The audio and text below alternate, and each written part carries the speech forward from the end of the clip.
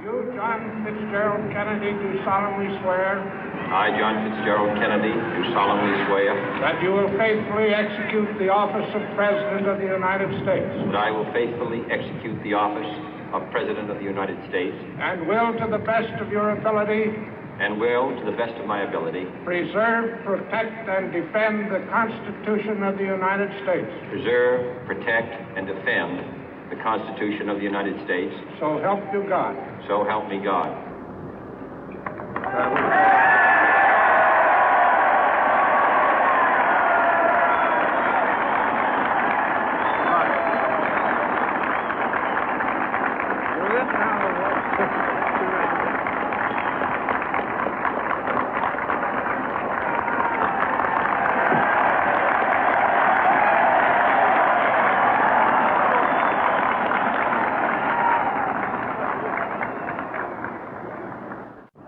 Vice President Johnson, Mr. Speaker, Mr. Chief Justice, President Eisenhower, Vice President Nixon, President Truman, Reverend clergy, fellow citizens.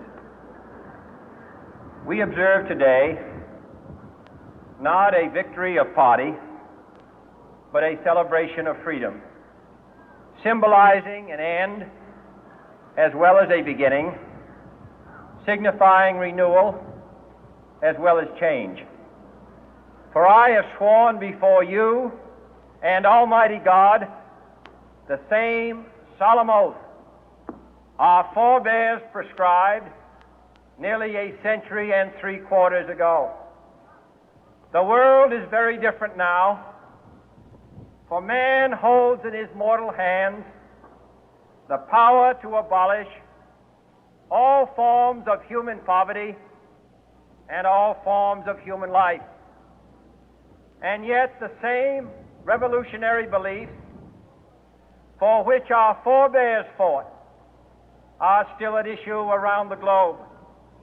The belief that the rights of man come not from the generosity of the state, but from the hand of God.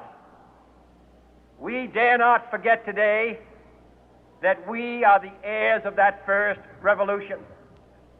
Let the word go forth from this time and place to friend and foe alike that the torch has been passed to a new generation of Americans born in this century, tempered by war, disciplined by a hard and bitter peace, proud of our ancient heritage, and unwilling to witness or permit the slow undoing of those human rights to which this nation has always been committed and to which we are committed today at home and around the world.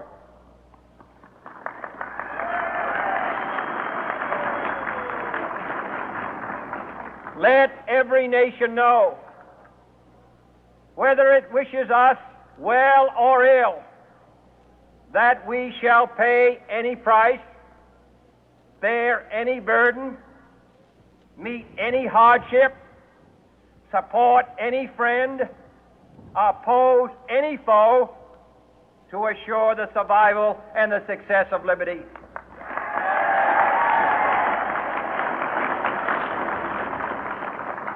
This much we pledge and more. To those old allies whose cultural and spiritual origins we share, we pledge the loyalty of faithful friends. United, there is little we cannot do in a host of cooperative ventures. Divided, there is little we can do, for we dare not meet a powerful challenge at odds and split asunder. To those new states whom we welcome to the ranks of the free, we pledge our word that one form of colonial control shall not have passed away, merely to be replaced by a far more iron tyranny. We shall not always expect to find them supporting our view, but we shall always hope to find them strongly supporting their own freedom, and to remember that in the past, those who foolishly sought power by riding the back of the tiger ended up inside.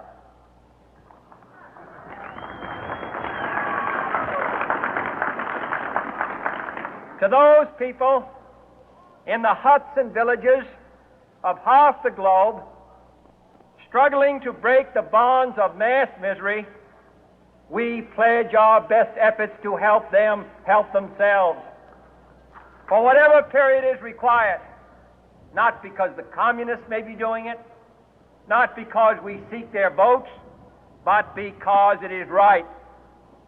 If a free society cannot help the many who are poor, it cannot save the few who are rich.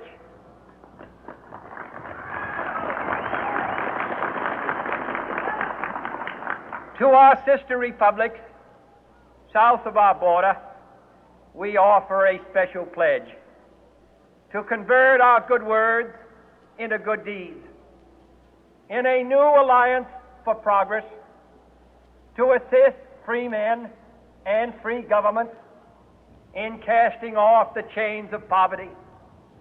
But this peaceful revolution of hope cannot become the prey of hostile powers. Let all our neighbors know that we shall join with them to oppose aggression or subversion anywhere in the Americas. And let every other power know that this hemisphere intends to remain the master of its own house.